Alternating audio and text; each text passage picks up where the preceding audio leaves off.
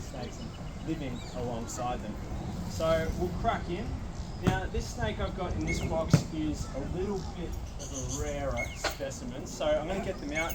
If anybody wants to venture a guess and maybe tell me what they think they are, awesome, I'll be very impressed. No prizes, unfortunately, except my everlasting admiration. So, you know, take your weapon. There we go.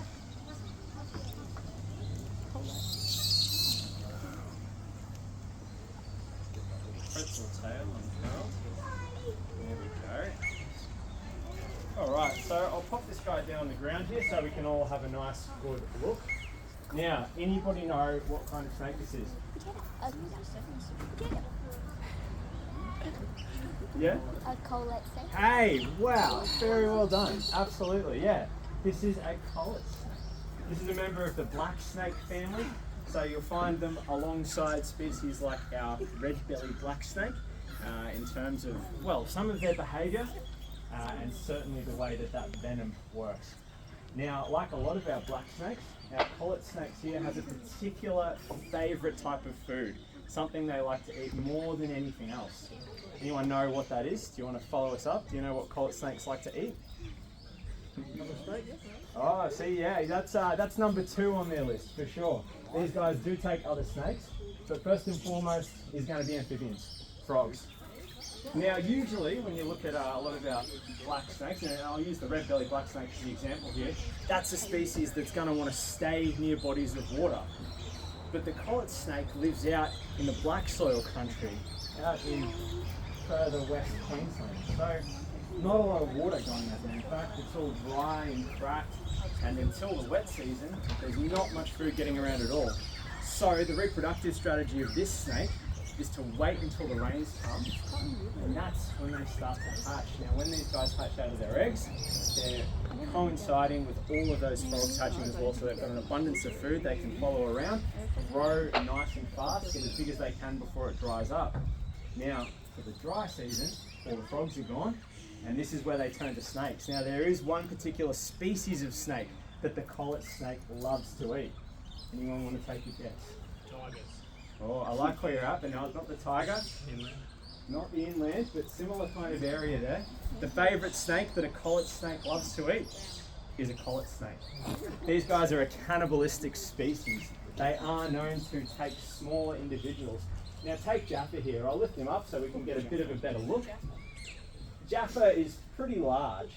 Out in the wild, a snake of this size would see a newly hatched collet snake and would be very, very happy to take a bite. Now Jaffa's a little bit of a wiggly worm sometimes, so he might not quite sit on the hook. We'll see how we go. Hopefully we can get a little bit of a look here. Now it's probably a good time to point out, I don't encourage anybody leaning over to give this guy a kiss, as he does have a lot of venom. He is, well, not that ranking is really that important with deadly snakes, but he's somewhere around 19th deadliest snake in the world. But we do have a lot more venomous ones. In fact, our next snake that Abby's going to get out ranks significantly higher. Anyway, now that I've covered a bit of this guy, the last thing I just want to touch on is our venomous snakes in general. So when Abby talks about snake safety and making sure that we're not endangering ourselves with venomous snakes, it's not really just about keeping people safe. It is. We don't want people to get bitten, but there's something really important that we want to focus on, and it's snake safety for the snake's sake. Now, why would we want to keep snakes safe? Well, here in Australia, just like a lot of parts of the world, but we're a pretty prime example, we've got lots of invasive species. Lots of animals that have been brought over from other countries that are terribly destructive to our native ecosystems. Animals like mice and rats, certainly plenty more. The cane toad obviously is a great example. But these species don't have a lot of things that are able to regulate them, to keep their population numbers low. Now unfortunately our collet snake here isn't going to do too well when facing off against the cane toad, just like a lot of species. But our venomous snakes in general, for things like our mice and rats, they're keeping those population numbers down, and by extension, they are helping to save all of our native species. So whenever somebody has a bad interaction with a snake, and they become scared of it, or they decide they want to kill it, they're not just removing a predator from their yard or their farm, they're knocking out a keystone in our ecosystem. They're taking away something that was doing an incredibly important job, and it can no longer do that once you chop its head off with a shovel. So when Abby talks about snake safety, what we want to focus on is the reason behind it. It's because we need our snakes. If Australia loses our snakes, then all those pest species, think of those mice and rat plagues that we get out in the central areas, they would bloom so much faster, they would become out of control. So these guys always doing an incredible job. Anyway, I'm going to put Jackie here away. Probably enough with me waffling on. And we'll let Abby take over with a very exciting individual in that tub over there. And we can focus on snake safety.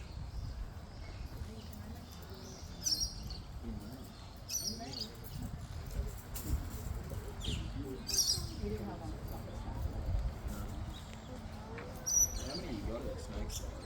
I can tell you exactly how many. Yeah, I can.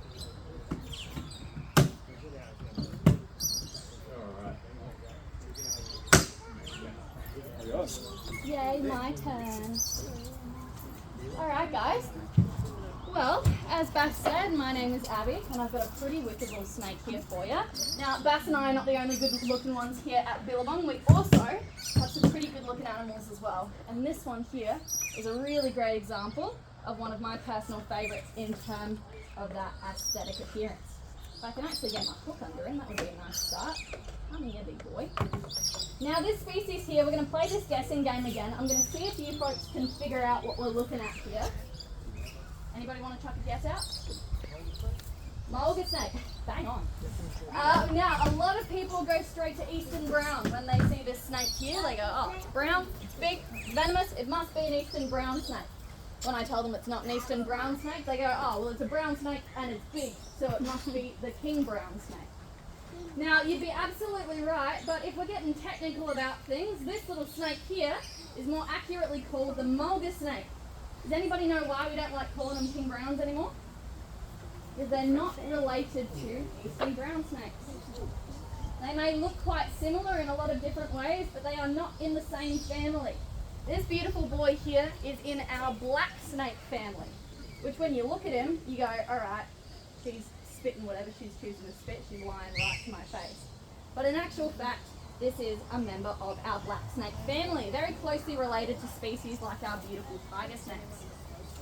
Now with this handsome boy here, this is the largest terrestrial venomous snake that we have here in Australia. And isn't he just a looker? That really beautiful pale body colour is just one of the colorations we can expect from this really fantastic species. They come in a whole range of different colours, usually have that beautiful big fat head on them. It's an absolutely fantastic little snake to get a really good look at. He's really keen on kissing my fingers today by the looks of things. Hey, big boy. Now, if you can see him while he's having a good look at me, get a look at that face and have a look at that tongue. Now, that's a pretty fantastic feature on these guys. That aesthetically, I think, just gives them that whole other bit of value. That beautiful black tongue. It's why a lot of people are quite threatened by this animal. They've got those very dark eyes, they've got that really dark tongue, and they've got that quote-unquote threatening appearance.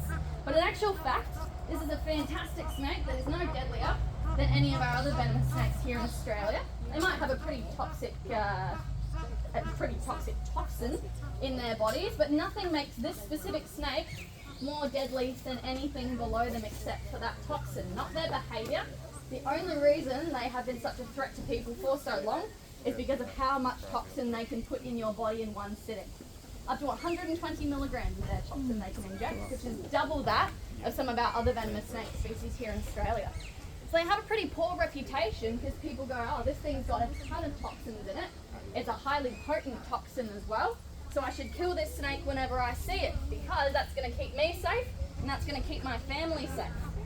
I know where I grew up, out in the country of South Australia, or out in country South Australia, not the country of.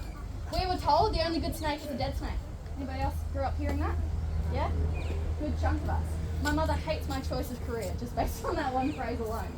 But for these animals here, I spent my entire life growing up hearing the only good snake is a dead snake and watching people take shovels to our beautiful native snake species. All because they have that highly potent toxin.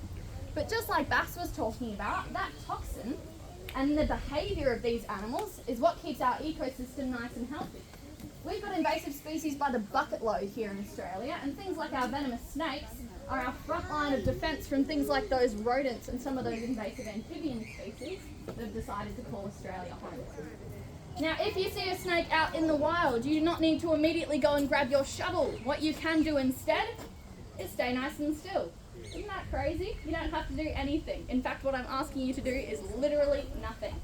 You'll notice that if I walk right up to Glenn here, he starts getting defensive. That head starts coming back. He starts getting a bit nervous.